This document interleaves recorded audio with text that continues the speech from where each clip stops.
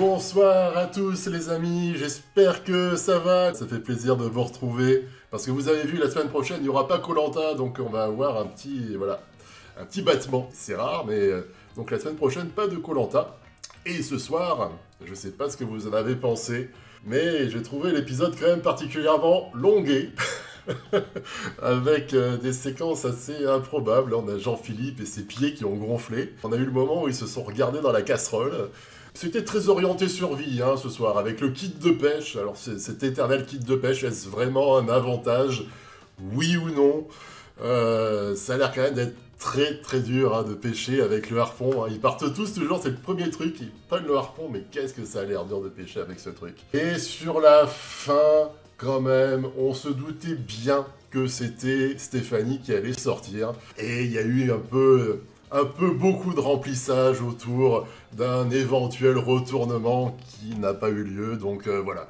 Perso, j'ai senti un petit peu la soirée passer, c'était assez long. Ce soir, on avait perdu Féloni, et ben ce soir on a perdu Maxime aussi, ça me fait bizarre, parce que d'habitude c'est mes comparses, il faut qu'il y ait Maxime et Féloni, parce que comment je fais mon débrief? Non, ce soir on a la chance d'avoir le retour de Alex, et j'aime beaucoup les analyses d'Alex, donc il va nous parler un petit peu de son ressenti sur l'épisode de ce soir, et son ressenti sur la saison. On a évidemment Anto qui est là, on a la fourmi du net qui est là aussi, et on va accueillir Laurent, aventurier des 4 terres. Donc on va pas traîner plus longtemps, on va aller les rejoindre.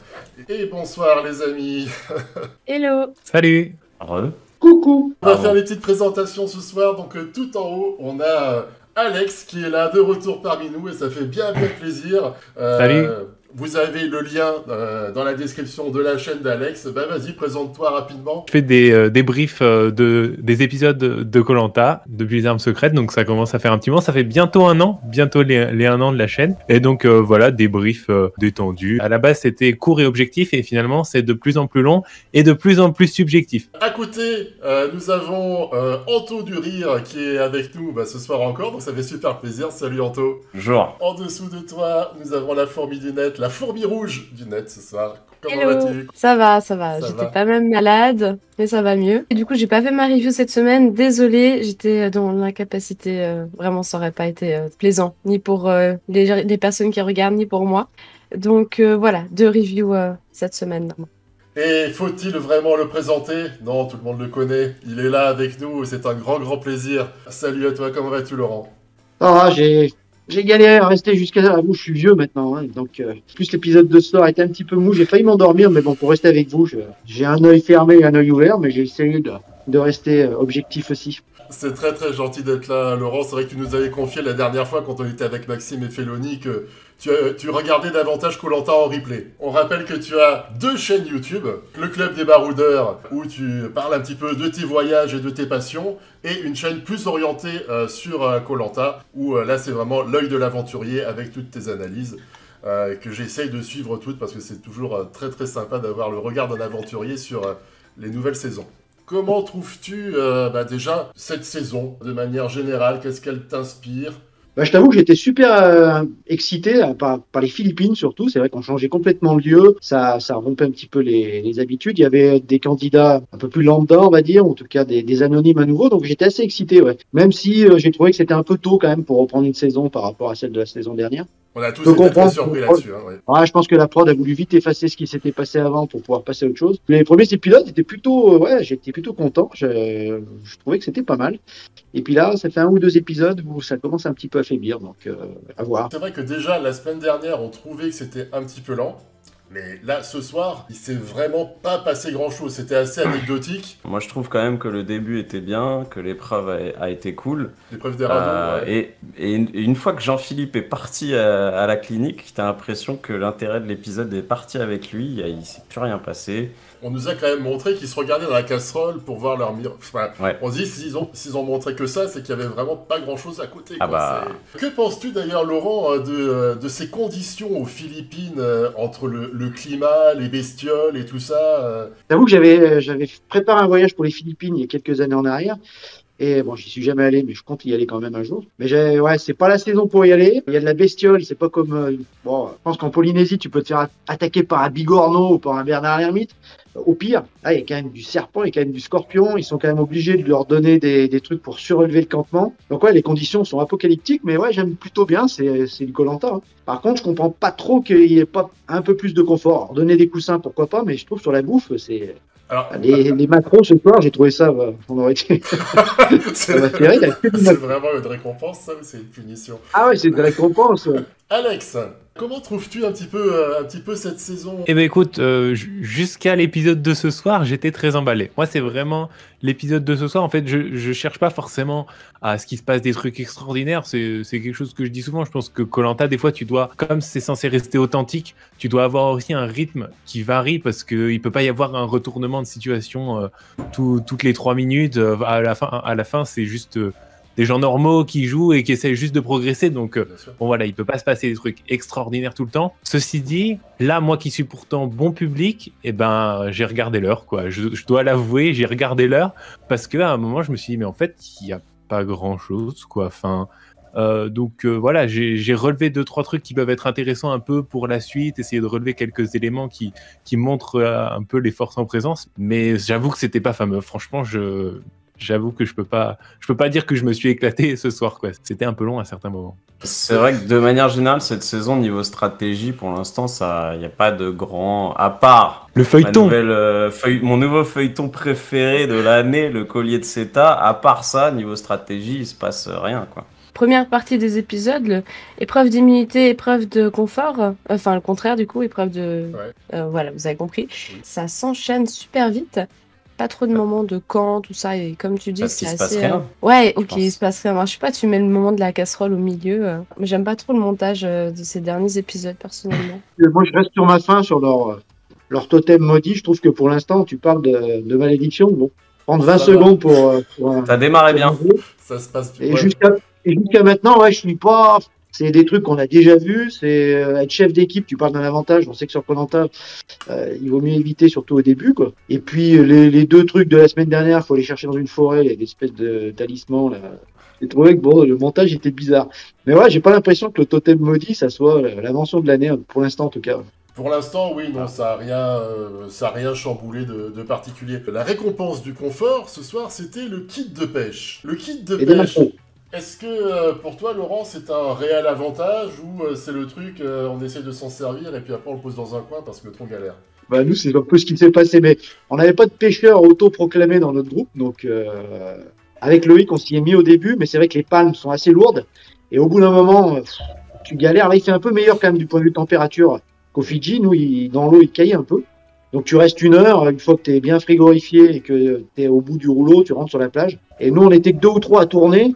Donc finalement, on se rendait compte que les autres étaient en train de se protéger un petit peu. Et nous, on était complètement morts. Et c'était la réunification, donc c'est pas tout à fait pareil. On l'a eu après. Donc quand tu as la réunification, bon, tu joues pour toi. Donc l'intérêt, c'est quand même de garder un peu des forces pour les épreuves, quoi. Donc le kit de pêche, ouais, c'est à double tranchant. Nous, on nous a beaucoup critiqué là-dessus, en disant qu'on était les bras cassés, et on avait bien raison.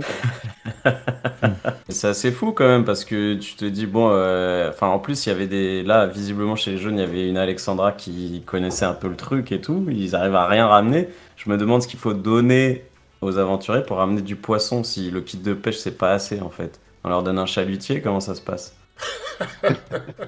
Ouais, moi, ce que je trouve, c'est qu'ils ont pas aussi fait beaucoup d'efforts. Enfin, tu vois 2 filles partir à la pêche et tout le monde se marrer parce que c'est les 2 pires nageuses et qu'elles vont galérer. Colin, qui voit bien que les 2 filles sont en train de galérer, qu'elles n'arrivent même pas à réarmer le harpon. Et puis qui fait bon, bah écoute, je vous le réarme et puis allez-y les filles, hein, nagez encore 50 mètres jusqu'au prochain banc de poisson et puis vous ferez aller-retour à chaque fois. Ouais, c'est pas ouf comme état d'esprit, quoi. La fourmi du net, tu peux nous dire un petit peu quels sont les points forts que tu as repérés dans cet épisode et ceux qui t'a moins plu? Alors, on commence par les points forts. Il y a eu le collier de Seta. Pour moi, c'est le retour. ouais, toujours. Hein. On va l'avoir à chaque épisode. Il y a eu les pieds, évidemment, de JP qui a disparu avec les chaussures de Olga. Ceci dit, c'est vrai que ça peut être grave et je comprends qu'ils le mettent en surveillance à l'infirmerie parce que les pieds qui gonflent comme ça, c'est pas forcément un super bon signe, quoi. Hein. Je sais pas du tout s'il s'est fait piquer, allergie ou quoi que ce soit, mais pas top. Le moment des casseroles aussi, bon, évidemment, ça c'était à noter. Voilà pour les points forts. Ah bah putain, Merde, t'as mis les casseroles dans les points forts. quel épisode! Ouais. Ah putain. Non, honnêtement, moi, la première partie, je vous avoue que l'épreuve du radeau, je suis pas fan. Déjà parce qu'il y a la partie bricolage et c'est pas mon truc. On les voit tourner en rond. C'était pas ouf pour ma part, en tout cas. Et puis ensuite, bah, je me suis un peu ennuyée quand même. J'ai trouvé l'épreuve d'immunité quand même plus sympathique. Je ne sais pas quoi dire, je suis désolée. Non, non, bah J'ai mis- écoute, après c'est l'épisode qui veut ça aussi, hein, c'était pas foufou. On va faire juste un petit tour rapide pour donner une note à l'épisode de ce soir, une note de 0 Yes. à 10. Alex, tu mettrais quelle note? 5. 5, Anto, Je crois que j'ai mis 3 ou 4 comme la semaine dernière. J'ai mis 5. Un 5,5, allez, pour les pieds de Jean-Philippe. Oh. En fait, c'était plutôt la note tête qui avait gonflée. tendance à gonfler, mais non, c'est les pieds. oui, bah ça va avec les chevilles, et puis après les pieds. Moi je mettrais 5, ouais, et pas plus. Ouais. Le début avec les nœuds, là j'en voyais plus la fin. L'épreuve elle était pas mal, après c'est vrai qu'il y a eu Jean-Philippe, bon c'était bien, et puis après ils m'ont perdu complètement, et puis le pseudo-suspense avec la stratégie, moi j'étais persuadé que c'était Stéphanie qui allait sortir et que rien ne bougeait. Ah ouais? Ouais, ouais, ouais. Ah non, moi ça J'ai m'a. Moi balancé ils m'ont sur eu le- avec ça. Sur le Discord, j'ai balancé direct, hein, ça va être 0 suspense, c'est Stéphanie. On la voit trop. On va aller regarder un petit peu les notes que vous avez mis, les amis, donc pour l'épisode de ce soir. Alors honnêtement, ça glisse un peu par rapport aux semaines passées.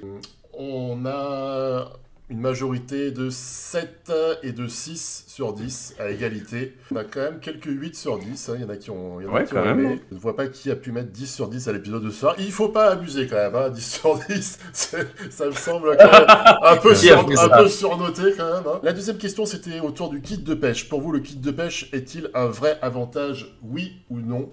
Et c'est le oui qui l'emporte à 74%. Quelle séquence avez-vous préférée? Alors là, je vous en avais mis plusieurs.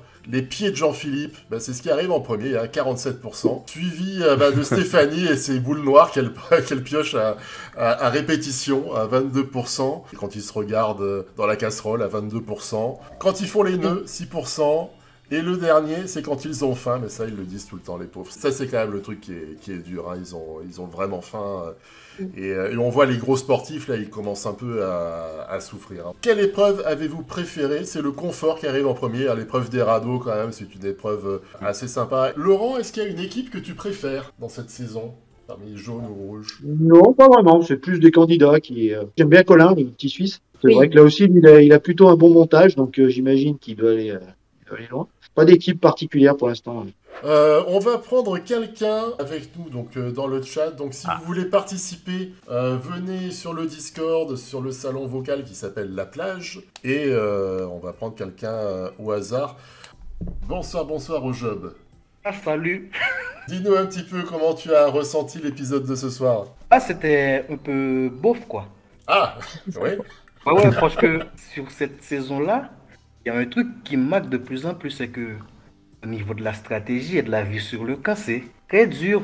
La production, je sais pas s'ils ont voulu faire gommer le truc et qu'ils n'ont pas pris de gens qui ont de connaissances en matière de survie. Tu vois, les gens, je sais pas pourquoi la production, par exemple, ils ont eu 10 à 20 minutes là-dessus.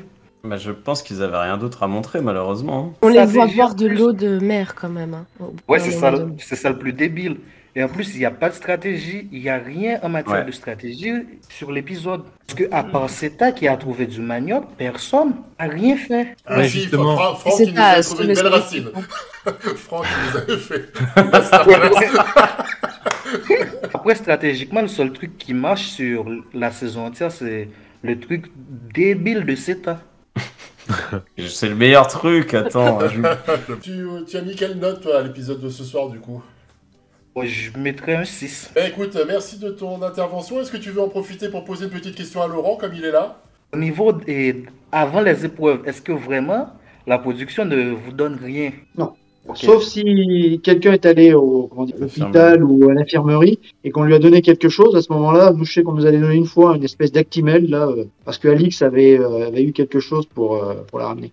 Mais sinon, non, on n'a rien. Ça, je me suis déjà penché là-dessus. Je me suis dit, en vrai de vrai, si quelqu'un veut quelque chose, il doit aller à l'infirmerie chaque temps. On va peut-être laisser voir, mais Tous les matins, je vous laisse. C'est vrai que c'est pas con. Et Hein. tu sais, on s'est interrogé en se disant s'il y en a pas qui faisaient exprès Bah d'y aller. Ouais. Mais il y a un risque que tu ne dis pas, c'est qu'ils puissent le garder. Mais si t'as rien, bon, je sais pas comment. Est-ce que Jean-Philippe a pas des faux pieds gonflables? C'est la question. Le mec, il s'est brûlé les pieds exprès, tu sais. On se voit pas la semaine prochaine, on se voit dans 2 semaines du coup. Et perso, ma parodie, elle sortira vendredi soir, voilà. Et je sais pas trop ce que je vais mettre dedans, je vous cache pas, voilà. Il y a les pieds, t'as les pieds. Les pieds, ouais, il y a les pieds, voilà, il y a la marmite. Bon, Allez, 5 minutes de pied. Grosse bise à tous, merci d'avoir été là et à très bientôt. Salut à tous.